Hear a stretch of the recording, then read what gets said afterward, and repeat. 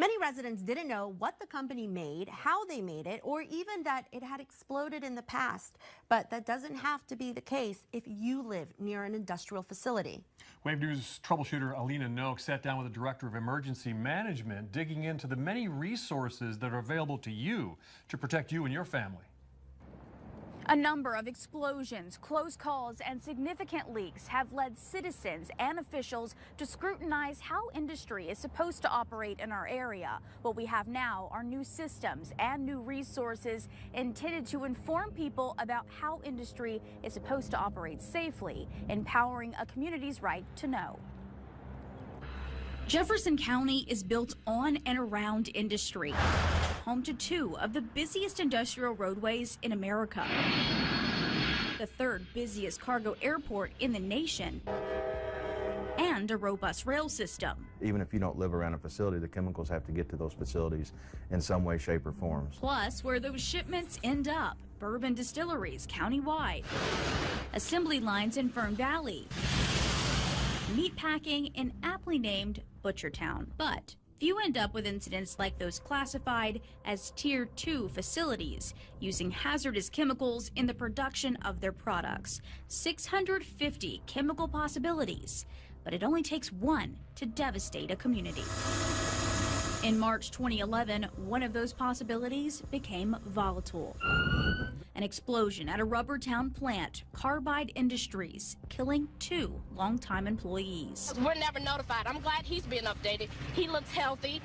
He's got medical insurance. A lot of people in our neighborhood do not. The Carbide explosion served to pinpoint the need for change on the city level, especially with how the public is informed. That started with notifications. Okay, are we supposed to evacuate or no? We can't advise at this time.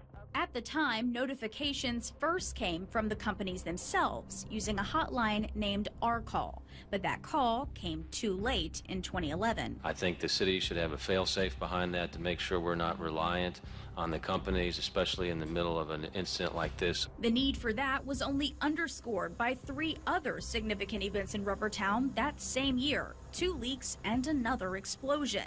The city developed its own Code Red Alert system that was later replaced by Lens Alert. That said, even today, some systems in place aren't perfect. An internal mistake resulted in a failure to notify during the Givaudan fallout. That mistake has since been fixed. But when systems fail, there are still practical measures people can take to protect themselves and their families. You know, a chemical emergency isn't predicted. So we don't know when those are going to happen. So the community needs to know, what they're going to do if they live by these facilities. EMA Director Jody Myman emphasizes the valuable resources that already exist that help to inform the public. At certain quantities, they have to report those to the Kentucky Emergency Response Commission specific to our area.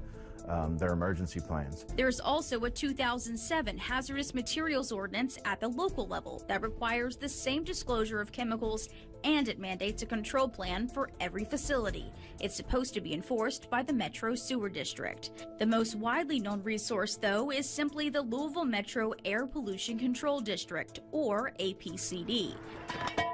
This is where you can report smells from sewers and factories. There are a whole bunch from much fish. You can also report smells through the Smell My City app. Now, we looked over reports from the Givaudan plant. They include smells like ammonia and poison. Some of them were then investigated by APCD, although the company was never fined.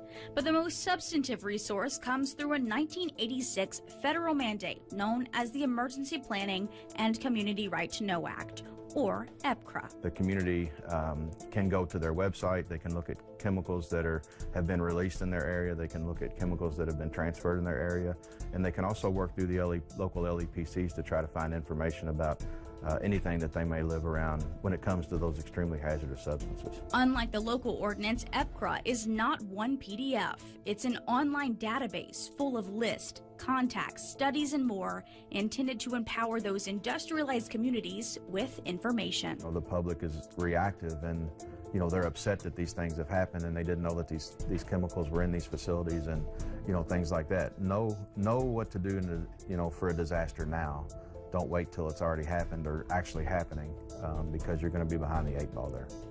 Myman reminds people to stay prepared. Like any emergency, know exactly what to do for evacuation and if you're asked to shelter in place. We're going to have all of these resources linked in this story on our website at wave3.com. On our website, along with the links, you'll also find our extended coverage of the explosion. Just click on the Wave Originals tab. You'll also find a link to our troubleshooter tip line in case you have information or video about the explosion. In the meantime, we'll keep investigating. And we thank you for joining us.